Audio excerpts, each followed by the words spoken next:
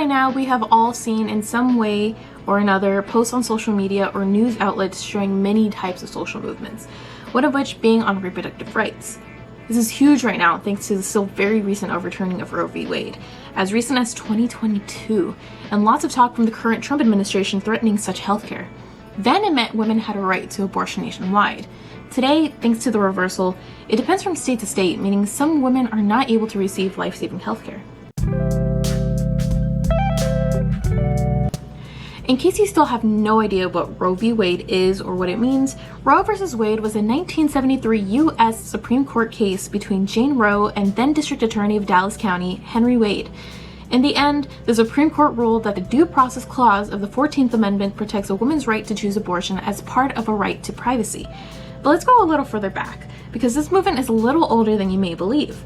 According to Leslie Kennedy, a writer for History.com, bans on abortion go as far back as the 19th century, with the Connecticut General Assembly passing the very first U.S. law banning medicinal abortions after around the 4th or 5th month of pregnancy in 1821.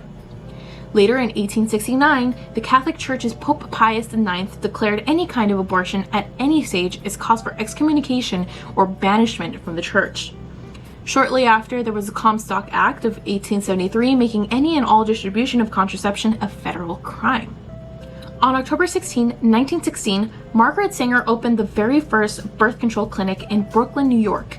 After being shut down and in prison for 30 days, she returned to launch the Birth Control Clinical Research Bureau in New York and the American Birth Control League, which later merged to become the Planned Parenthood we know of today. Sanger believed that controlling birth rates was an important part of ending women's poverty. Sanger was also part of United States v. One package, working behind the scenes to bring the case to court and making it legal for doctors to distribute contraceptives across state lines. Since then, there have been many cases, including the San Francisco 9 and Eidenstadt v. Bard, which all helped with something, like legalize abortion and contributed to ensure patient-doctor confidentiality. Now let's come back to the present. Today, Planned Parenthood provides so much more than just abortions and birth control. They also provide HIV and STD services for prevention and treatment, mental health services, pregnancy planning, vaccines, and even cancer screenings. But due to the current administration making cuts to grants such as Title X, many of these clinics are now struggling to stay open, preventing people from receiving the care they need. They have also made cuts to the U.S. Department of Health and Human Services. Although there have been major setbacks, these setbacks have only made the importance of this movement even more apparent.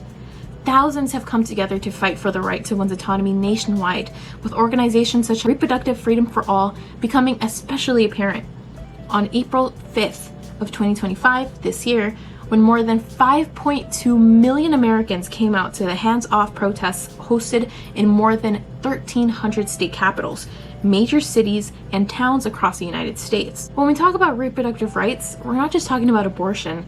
We're talking about the ability to finish college without being forced into parenthood, a reality that's especially critical for Black women who face systemic underinvestment in their communities. Before Roe, only 6% of Black women earned college degrees. Today, that number is over 22%. Access to contraception and abortion didn't just give women choices. It broke generational cycles of poverty. In Texas, after HB 2, or the House Bill 2 of 2013, shuttered 50% of abortion clinics, maternal mortality rates spiked, hitting Black women the hardest. Reproductive care isn't a women's issue. It's the very foundation of educational equity, economic mobility, and racial justice. The fight for reproductive rights, a centuries-long struggle, from 19th century bans to the landmark Roe v. Wade, remains a battle for autonomy, dignity, and equitable healthcare. The 2022 reversal did not silence this movement. It amplified its urgency, as clinic closures and regressive policies threaten lives and freedoms. Yet, history teaches us that progress persists through voices like Margaret Sanger, modern protests like the 2025 hands-off marches, and everyday acts of solidarity. Reproductive care isn't just about abortion. It's about education, economic stability, and the right to control one's body and future. The path forward demands relentless advocacy, in courts, at ballots, and in the streets. Justice isn't inevitable. It's built by those who refuse to stop pushing.